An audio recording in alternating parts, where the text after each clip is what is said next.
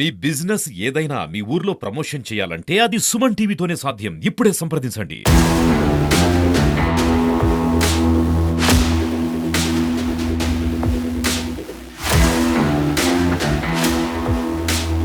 మీరు దాడి చేస్తే మేమేమి పిరికి పందలు కాదు.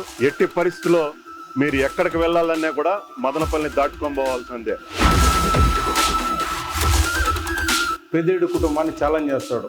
మార్కెట్లో తిరగనే వాళ్ళ వరకు ఎందుకు, నేను ఒంటరిగా 2 వీలర్లో వస్తాను, నాపుకొని చూద్దాం. నీ గవర్నమెంట్ ఉంది, నీ డిపార్ట్మెంట్ మొత్తం నీ వాళ్ళే ఉండరు.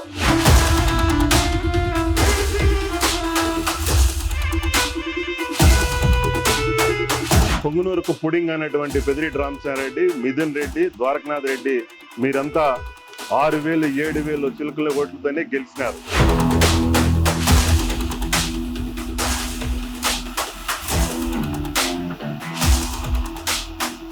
ఈ ప్రజాక్షేత్రంలో ఇలాంటి టైంలో కూడా 10,000 పైచులకు మెజార్టీతో గెలిచిన శ్రీ పెద్దిరెడ్డి ద్వారకనాథ్ రెడ్డి గారు ఎమ్మెల్యే గారు, మా ఎమ్మెల్యే గారు ఇప్పుడు కూడా మేము ఈవీఎంలు నమ్ముకోలేము. పోలీస్ వాళ్ళకు కూడా అల్టిమేటం ఇస్తున్నాం. ఈ రోజు సాయంత్రం లోపల ఎక్కడెక్కడ ఉన్నాడో వాళ్ళందరినీ మీరు తీసుకొచ్చి రిమాండ్కి పెట్టాలా. లేని పక్షంలో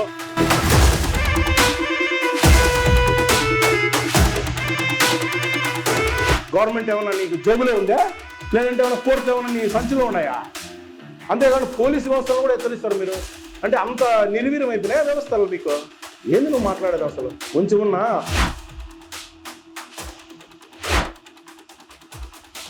నేను జిల్లా అధికార ప్రతినిధిని, వైఎస్ఆర్సీపీ అన్నమయ్య జిల్లా. ఈరోజు ఇక్కడ సమావేశం ఏమంటే, ఒక వ్యక్తి వార్డు మెంబర్గా కూడా గెలిచిన వ్యక్తి ఈరోజు పెద్దిరెడ్డి కుటుంబాన్ని ఛాలెంజ్ చేస్తాడు. మార్కెట్లో తిరగనే వాళ్ళ వరకు ఎందుకు, నేను ఒంటరిగా 2 వీలర్లో వస్తాను, నాపుకొని చూద్దాం. నీ గవర్నమెంట్ ఉంది, నీ డిపార్ట్మెంట్ మొత్తం నీ వాళ్ళే ఉండరు. ఏందయ్యా నువ్వు ఛాలెంజ్ చేసేది? ఎవరితో ఛాలెంజ్ చేస్తావు నువ్వు? ఏమనుకుంటావు నువ్వు? ఛాలెంజ్ అంత సీన్ ఉందా నీకే? మాకేమో ఇదేమన్నా కొత్త అనుకున్నావు? నీకు రాజకీయం కొత్త? మొన్న వచ్చిన బుడ్డా పక్కీరు నువ్వు, పుట్టగొడుగు నువ్వు. సాయంత్రానికి వాడిపోతావు నువ్వు. పెద్దిరెడ్డి కుటుంబాన్ని మీదకి రానేమో తిరగనేమో. నీకు తెలుసు అసలు ఏం జరిగిందోడా? గంజాయి బచ్చే ఊరు, గంజాయి బచ్చయ్యా నీ పక్కన తిరుగుతా ఉండే వాళ్ళు గంజాయి బచ్చే. అసలు నువ్వు ప్రశ్నించుకో. నువ్వు ఎవరితో మాట్లాడతావు, ఏం మాట్లాడతావు, నీ అర్హత ఏంది నువ్వు తెలుసుకోవాలి ఫస్ట్. దాన్ని వదిలేసి అవునులే ఇది మర్చిపోయినా, ఇది మే నెల కాదు, డైవర్ట్ పాలిటిక్స్ కావాలంటే తిప్పాలి కదంగా. డైవర్ట్స్ పాలిటిక్స్ కావాలంటే ఇప్పుడు మీ నాయకుడు చెప్పినాడే మాట నుంచి డైవర్ట్ చేయ వాళ్ళ మీద చెప్పు. ఏందో డైవర్ట్ చేస్తాం, ప్రతి నెల ఏందో చేస్తున్నారు కదా. మీ అందరికి కూడా తెలుసు, ప్రెస్ వాళ్ళకు కూడా తెలుసు. ప్రతి నెల మీటింగ్లు నేనే పెడతాడా, ప్రెస్ మీట్లో ఏదో ఒకటి చెప్పేది పెద్దిరెడ్డి కుటుంబం మీద. ఆ నెల పబ్బం గడుపుకునేది. ఇప్పుడు నెక్స్ట్ జూన్ వస్తుంది కదా, ఖరీఫ్ సీజన్ స్టార్ట్ అవుతుంది. ఇంకా రవి అయిపోయి ఖరీఫ్ సీజను. రైతులకు ఇన్పుట్ సబ్సిడీ అడుగుతారు, రైతులు రుణమాఫీ అడుగుతారు, రైతులకు మాకేమైనా డబ్బులు మేము పంటలు పెట్టుకోవాలని అడుగుతారు. కాబట్టి డైవర్ట్ పాలిటిక్స్ ఇది ఒకటి. పిల్లలు ఇంకా జూన్లో స్టార్ట్ చేస్తున్నారు. ఇంకా స్కూళ్ళన్నీ అమ్మఒడి ఇల్లా, వసతి దీవెన ఇల్లా, ఇవన్నీ ఏడ అడుగుతారు అని చెప్పేసి ముందుగానే డైవర్ట్ పాలిటిక్స్ మీ పైన నుంచి మీకు ఏమైనా ఆర్డర్ వచ్చిందేమో, వచ్చి ఏందో ఒకటి చెప్పరా స్వామి, ఇది లేకపోతే మాకు కష్టము, డైవర్ట్ పాలిటిక్స్ చేయాలా, డైవర్ట్ చేసుకోవాలని చెప్పినారేమో. అభివృద్ధి గురించి మాట్లాడండి అంటే మేము రౌడీలు. అయ్యా కత్తులకి రౌడీలు నువ్వు రౌడీవే, నీ దగ్గర పెద్ద బ్యాచ్ ఉండొచ్చు, నువ్వు అన్నీ చేయొచ్చు, నువ్వు పెద్ద రౌడీ కావచ్చు, నీ ఇంట్లో నువ్వు రౌడీ, అంతేగాని జనాలకు రౌడీ కాదు. ఎవరయ్యా చేస్తాడేదాన్ని? ప్రభుత్వం మీద ఉంది. నువ్వు ప్రభుత్వం ఎక్కినప్పటి నుంచి దిగేంత వరకు ఎన్ని కేసులు వచ్చినాయి, ఎన్ని ఎఫ్ఐఆర్లు వచ్చినాయి, ఎంతమంది వైసీపీ కార్యకర్తలు చంపినారు, ఎంతమంది వైసీపీ కార్యకర్తలు కేసు పెట్టారు, ఎంతమంది వైసీపీ కార్యకర్తలు హింసిస్తూ ఉన్నారు నీకు తెలిసినా? అవి తెలుసుకో. రాష్ట్రంలో ఏం డెవలప్మెంట్ ఉండదని చెప్పేసి నువ్వు మాట్లాడుతున్నావు. డెవలప్మెంట్ గురించి అవునయ్యా, నిన్న ప్రధానమంత్రి వచ్చినారు, స్పెషల్ స్టేటస్ గురించి ఏమన్నా అడిగినారు మీ నాయకుడు? పోనీ మాకింత కావాలి, దగ్గర 60,000 కోట్లు అప్పులు చేసినారు. ఏం చేసినారు? దాన్ని ఏమన్నా మీరు చెప్పగలవా? ఏందో నిన్న సంఘటన, పిల్లోళ్ళు ఏందో కొట్టుకొని వాళ్ళు అంటే మొత్తం మీ బ్యాచ్ ఆడ జరిగిండేది. టీడీపీలు కొట్టుకుంటే వైసీపీ వాళ్ళ మీద చెప్పేసి అందులో కూడా పెద్దిరెడ్డి మేము తిరగనేమో. ఈ ప్రజాక్షేత్రంలో ఇలాంటి టైంలో కూడా 10,000 పైచులకు మెజార్టీతో గెలిచిన శ్రీ పెద్దిరెడ్డి ద్వారకనాథ్ రెడ్డి గారు ఎమ్మెల్యే గారు, మా ఎమ్మెల్యే గారు ఇప్పుడు కూడా మేము ఈవీఎంలు నమ్ముకోలేము, జనాలను నమ్ముకొని ఉన్నాం. ఎందుకంటే మేము అభివృద్ధి చేసినాం. ఒకసారి తమ్మలపల్లి వీధుల్లో నువ్వు తిరుగు, తమ్మలపల్లి తాలూకాల వీధుల్లో తిరుగు, నీకు తెలుస్తుంది అభివృద్ధి అంటే ఏంది. ఓహో ఇదే అభివృద్ధి, నీకు తెలియదు కదా అభివృద్ధి అంటే ఏందో. ఇప్పుడు తిరుగు, తమ్మలపల్లి పురవీధుల్లో తిరుగు. నువ్వు ఒక తమ్మలపల్లే కాదు, తాలూకాలు ఎక్కడ ఏ మారుమూల ప్రాంతానికైనా పో, తిరుగు, నీకు తెలుస్తుంది ఏంది అభివృద్ధి అంటే ఏంది. అసలు అభివృద్ధి అంటే మీరు ఏమైనా చూసింటారు ఎప్పుడన్నా?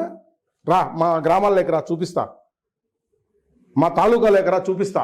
ఎవరు వద్దు, మన ఇద్దరమే పోదాం, 2 వీలర్లో పోదాం. మళ్ళీ 4 వీలర్ అయితే మీరు చూడలేరేమో. అయ్యా మీరు రండి, నేనే చూపిస్తా మీకు. నేనే తీసుకుపోయి ఇది డెవలప్మెంట్ అంటే సాగునీరు ఇది, తాగునీరు ఇది, రోడ్లు ఇవి, స్కూళ్ళు ఇవి, ఇంగ్లీష్ మీడియం ఇవి, ఇది ఈ హాస్టల్స్ ఇట్లా డెవలప్ చేసినాము, ఈ స్కూల్లో ఇట్లా పెట్టినాము, హాస్పిటల్ ఇది ఉంది అని చెప్తా. మీ హయాంలో హాస్పిటల్స్కి ఏమైనా డెవలప్ చేశారు? డెవలప్మెంట్ పక్కన పెట్టు. ఆరోగ్యశ్రీ ఎందుకు అది చేసినారు? అంటే పేదోడు రోగం చచ్చిపోవాలి అంతే. అవి ఎక్కడ మాట్లాడతాము, అవి ఎక్కడ ఆడతాము, సూపర్ 6లు కాకుండా వేరే ఎక్కడ అడుగుతాము అని చెప్పి డైవర్ట్ పాలిటిక్స్.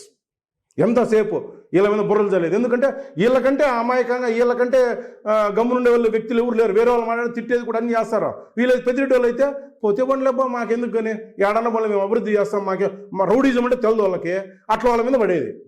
ఎందుకంటే వాళ్ళ అమాయకులు ఎప్పుడు ప్రజలతో ఉంటారు, ప్రజలతోనే తిరుగుతారు. వాళ్ళకి అభివృద్ధి తప్పితే వేరేది లేదు. ఎక్కడా రూపాయి తీసుకోరు, ఏ అన్యాయమో చేయరు, ఏ అక్రమమో చేయరు, ఏ లంచమో తీసుకోరు. కాబట్టి వాళ్ళ మీద అయితే గమ్మునుంటాం. పైగా వాళ్ళు మాట్లాడితే నాకు పదవులు వచ్చేస్తాయి. అంతేకాదు నీ సీను నువ్వు చేస్తా ఉండేది. ఇప్పుడు అరుస్తావు, మాట్లాడతావు వాళ్ళ మీద, నీకు పదవి రావాలా. ఇప్పుడు సంవత్సరం నీకు పదవి లేదు కదా, వాళ్ళ మీద మాట్లాడితే పదవి వచ్చేస్తుంది. ఇది నీకు కావాలా. దానికోసం వాళ్ళ ఫ్యామిలీని టార్గెట్ చేస్తాను. నువ్వు టార్గెట్ చేస్తే అది తిరగనేమో. ఏమైనా రాసి ఇచ్చినారా? మదనపల్లి మార్కెట్ ఏమన్నా నీకేమన్నా అగ్రిమెంట్లో ఉన్నాయా? తిరగనేమో. వాళ్ళు ఎందుకు నేను వస్తా రాసాము 2 వీలర్లో అడ్డుకో. ఏమి గవర్నమెంట్ ఏమన్నా నీకు జోబులో ఉందా? లేదంటే ఏమన్నా కోర్టులు ఏమన్నా నీ సంచిలో ఉన్నాయా? న్యాయ వ్యవస్థ అనేది ఒకటి ఉంది. గవర్నమెంట్ ఫెయిల్ అయినప్పుడు న్యాయ వ్యవస్థతో ఉంది. మాకు పోరాడడానికి న్యాయ వ్యవస్థ మాతో ఉంది. మేము పోరాడతాం, కోర్టు పోయి చూసుకుంటాం. ఇలాంటి మాటలు ఇంకొకసారి మాట్లాడొద్దని మీడియా ముఖంగా మీకు హెచ్చరిస్తున్నాం, జాగ్రత్త. అంతేకాని పోలీసు వ్యవస్థలను కూడా హెచ్చరిస్తారు మీరు. అంటే అంత నిర్వీర్యం అయిపోయినాయి వ్యవస్థలు మీకు. పోలీసు వ్యవస్థలను హెచ్చరిస్తున్నా అంటావు, వాళ్ళని హెచ్చరిస్తా అంటావు. ఏంది నువ్వు మాట్లాడేది అసలు? కొంచెం ఉన్న ఆలోచనల పరంగా మాట్లాడాలయ్యా మీరు. మీరు ఏం చేస్తున్నామో, మేము ఏం చేసాం ప్రజలకి, ప్రజలు ఏం కోరుకుంటున్నారు అది మాట్లాడండి. మీ పై వాళ్ళ దృష్టికి తీసుకెళ్ళండి. ఏముంది అయ్యా, తమ్మలపల్లి అట్టడుగులో ఉండింది, ఈరోజు డెవలప్మెంట్ చేసినారు వాళ్ళు. వాళ్ళకంటే బాగా మనం డెవలప్ చేస్తేనే రేపు పొద్దున ఓట్లకు పోగలం. మనం డెవలప్ చేయాలా. ఈ ప్రాజెక్టుల కింద మనం ఆపేసినాము, మనమే కేసులు వేసి ఆపినాము, దాన్ని తీసేయండి, దాన్ని డెవలప్ చేద్దాం ఓడి అది చెప్పండి. మార్కెట్ ఏషియాలోనే the biggest market tomato market Madanapalle ఉందయ్యా. దీన్ని ఈ విధంగా కొన్ని లోపాలు ఉన్నాయి దీంట్లో, దీన్ని మారుస్తాము, మన ప్రభుత్వం ఏమైనా చేద్దాం, దాన్ని డెవలప్ చేయండి. ట్రాఫిక్ సమస్యలు ఉన్నాయి అక్కడ, ఏం చేద్దాం దాన్ని డెవలప్ చేయండి. అంతేగాని మార్కెట్ ముందు తిరగనేమో. అదేమో నీకు అగ్రిమెంట్ రాయించినారా ఎవరన్నా? నీదే అదేమన్నా తిరగకపోయేదానికే. మీ ఇంటికి ఆడింటి ఎంత దూరం ఉంటుందో మా ఇంటికి అంతే దూరం ఉంటుంది. మా ఇంటికి నువ్వు వచ్చినా, నేను మీ ఇంటికి వచ్చినా అంతే దూరం, ఏం తగ్గదేడా దూరమేడా. ఇది గుర్తుపెట్టుకొని మీరు మాట్లాడాలని మీడియా ముఖంగా తెలియజేస్తున్నారు. నమస్కారం. తమ్మలపల్లి మండలంలో 2 రోజులకు ముందు జరిగినటువంటి సంఘటన అందరికీ తెలిసిన విషయమే. ఏదైతే 2 బ్యాచ్ల మధ్య జరిగినటువంటి ఘర్షణ, దాన్ని నిన్న బాధితుల్ని పరామర్శించి కొంతమంది నాయకులు బాధితుల్ని పరామర్శించిన తర్వాత మా ఎమ్మెల్యే గారిపైన, ఎంపీ గారిపైన, మినిస్టర్ గారిపైన యథావిధంగా అవాకులు చవాకులు పేలడం జరిగింది. అయితే జరిగినటువంటి సంఘటన మాట్లాడిన వ్యక్తులు తెలుసుకుంటే చాలా బాగుంటుంది. అది అక్కడ జరిగిన సంఘటనకి మా ఎమ్మెల్యే గారికి సంబంధం ఏముంది? అక్కడ జరిగిన సంఘటన 2 బ్యాచ్ల మధ్య గత 10 రోజుల నుంచి ఒకరి మీద ఒకరు ఆధిపత్యం చేసుకుంటూ, వాళ్ళు తాగేసి ఎవరో దారింటి పోయే వాళ్ళు తిట్టుకొని కొట్టుకుంటే, దాన్ని తీసుకొని వచ్చి ఎమ్మెల్యే గారు గంజాయి బ్యాచ్ అని, లేదా మినిస్టర్ గారి మీద, ఎక్స్ మినిస్టర్ గారి మీద, ఎంపీ గారి మీద నోటికి ఇష్టం వచ్చినట్టు మాట్లాడుతూ వింటున్నారులే కదా అని చెప్పి, లేదా ఏదో రాజకీయంగా వాళ్ళకి ఏదో అవకాశాల కోసమో ప్రయోజనాల కోసమో ఇంకా సంవత్సరం రోజులు అయిపోతానే ఇంకా పదవులు రాలేదనే సంకల్పంతోనో దేంతోనో మైక్ ముందరకు వచ్చిన ప్రతిసారి ఏ ప్రెస్ మీట్ పెట్టినా సంబంధం లేని విషయాలు, ఎక్కడ ఏ మూలన ఏం జరిగినా మాట్లాడేది ఫస్ట్ పెద్దిరెడ్డి ఫ్యామిలీ.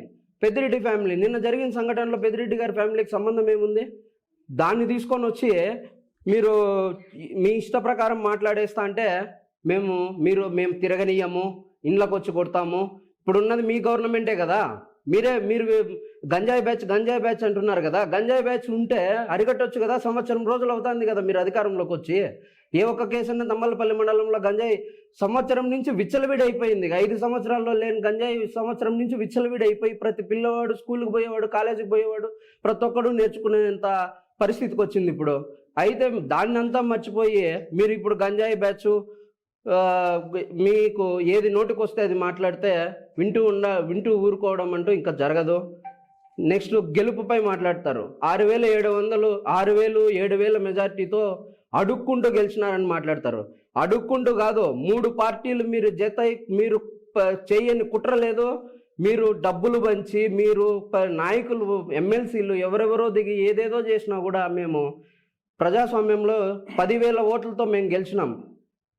ఏ పదవి, ఏ అర్హత లేనోడు, ఏ పదవికి దక్కనోడు, కనీసం ప్రజాస్వామ్యంలో ఎంపీటీసీ కూడా కానోళ్ళు కూడా గెలుపోటములపై మాట్లాడుతుంటే ఎలా జరుగుతుంది?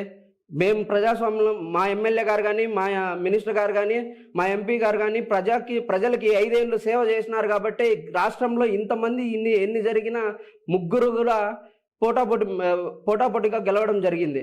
అయితే మీరు అక్కడ జరిగినటువంటి సంఘటన ఏదైతే ఉందో దాంట్లో మీరు ఏదైతే చెప్పినారో వైసీపీ కార్యకర్తలు అంటారు. కేసులో ఎవరున్నారండి? వైసీపీ కార్యకర్తలు ఉన్నారా? టీడీపీ కార్యకర్త ఉన్నాడా? కేసులో ఎఫ్ఐఆర్ చేశారు కదా, ఒకసారి ఎఫ్ఐఆర్ తెప్పించుకోండి. ఎఫ్ఐఆర్లో తెప్పించుకుంటే టీడీపీ కార్యకర్త ఎవరైతే ఈ నిందితుడు ఉన్నాడో, నిందితుడు వాళ్ళ అన్న ఏ కార్యకర్త? టీడీపీ కార్యకర్త. మీరు ఏదైనా సరే మీరు పరామర్శించేటప్పుడు కానీ ఏదైతే చూడండి, నిందితుని యొక్క అన్న మంత్రి రాంప్రసాద్ రెడ్డి దగ్గర పోలేదా? ఫోటోలు దిగలేదా? తంబళ్ళపల్లి సర్కిల్లో ఏదైతే ఎంఆర్ఓ ఆఫీసు, ఎండిఓ ఆఫీసు చుట్టూ వీళ్ళంతా లేరా? బ్యానర్లు కట్టలేదా? వీళ్ళు వైసీపీ కార్యకర్తలు అవుతారా? ఏం సంబంధం ఉంది? మీరు ఏదో వచ్చినాం కదా, ఏదో పెద్దిరెడ్డోళ్ళని తిట్టేస్తే మాకు పదవులు వస్తాయి, ఇంకా సంవత్సరం రోజులు అయిపోతుంది, ఇంకా ఇగలేదని స్పీడ్ పెంచేసి ఏదంటే అది మాట్లాడితే మాత్రం మీరు గుర్తుపెట్టుకోండి. తంబళ్ళపల్లి నుంచి మదనపల్లికి పోయేంతసేపు 35 కిలోమీటర్ల దూరం ఉంటుంది. మరి రిటర్న్లో వచ్చేటప్పుడు ఏం పెరగదో, అంతే దూరం ఉంటుంది. 35 కిలోమీటర్లే మళ్ళీ రావాలి. ఇది గుర్తుపెట్టుకొని కొంచెం మీరు ఏదైతే జరిగితే ఒకవేళ తప్పు ఉంటే తప్పు మీరు మీ అధికారం ఉంది కదా, చేతిలో డిపార్ట్మెంట్ ఉంది కదా, డిపార్ట్మెంట్ పరంగా మీరు పోండి, డిపార్ట్మెంట్ పరంగా చర్యలు తీసుకోండి. అంతేగాని ప్రతి విషయానికి సంబంధం లేని విషయాలకంతా ఎమ్మెల్యేకి, ఎంపీకి, రామచంద్రారెడ్డి గారికి అంటగట్టేసి మేము మాట్లాడేస్తామంటే మీరు మాట్లాడితే ప్రజలకు తెలుసు. ఈరోజు మీరు కంప్లీట్గా మీరు ఇచ్చిన సూపర్ 6 హామీలు ఎన్ని అమలు చేసినారు, ఏం చేసినారు, అభివృద్ధి కానీ దీనిల మీద ఏది కానీ చర్చ లేకుండా ఏమన్నా జరగని ప్రతిసారి పెద్దిరెడ్డి ఫ్యామిలీని మాట్లాడడం, మీ ఇష్ట ప్రకారం మాట్లాడడం ఇది మంచిది కాదని కూడా తెలియజేస్తూ సెలవు తీసుకుంటాను.